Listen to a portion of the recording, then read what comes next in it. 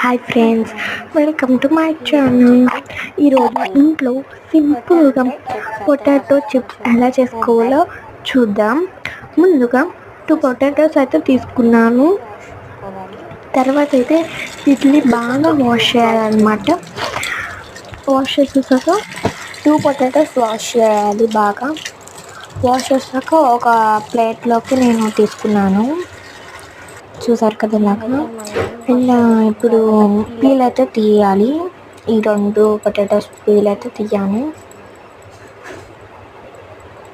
చూసారు కదా, పీల్ తీసిన మొత్తం 2 పొటాటోస్కి నీట్గా పీల్ తీసుకోవాలి.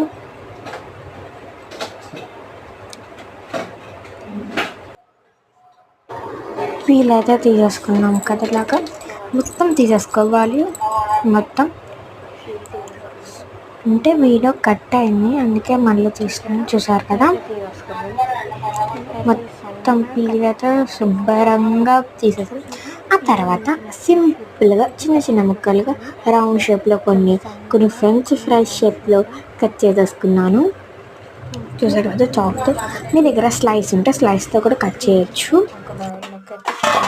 నా దగ్గర స్లైస్ అయితే లేదు, అందుకే నార్మల్ చాక్తోనే కట్ చేసేసాను. ఇప్పుడు నేను ఇంకో బౌల్లోకి ట్రాన్స్ఫర్ చేస్తున్నాను. ఇప్పుడు మనము కూలింగ్ వాటర్ అయితే పోయాలి ఇందులో ఫుల్గా. చూసాం కదా, కూలింగ్ వాటర్ అయితే పోసేసాం. కొంచెంసేపు నాననివ్వాలి. నానిచ్చిన తర్వాత ఇవైతే వాటర్ వేయచ్చు.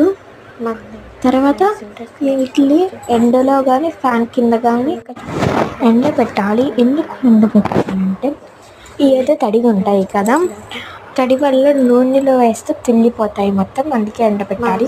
ఇవైతే ఫ్యాన్ కింద అయితే ఆరబెట్టుకోవాలన్నమాట. ఇప్పుడు అంత టైం లేదు కాబట్టి ఫ్యాన్ కింద అయితే ఎండ పెడుతున్నాను.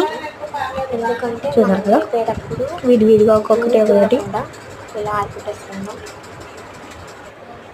ఎండ పెట్టాక ఇప్పుడు ఉప్పు కారం ఈ బౌల్లోకి వేసేసుకొని కళాయి పెట్టుకొని అది వేడెక్కాక ఆయిల్ అయితే పోసుకోవాలి.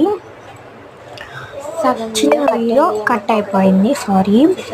ఇప్పుడు చూసారు కదా, మంచిగా టేస్టీ పొటాటో చిప్స్ ఎలా చేసుకోవాలో చూసారు కదా.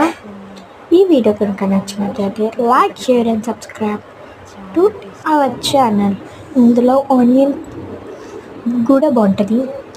మీరు ఆనియన్ స్కిప్ చేయాలంటే స్కిప్ చేయొచ్చు.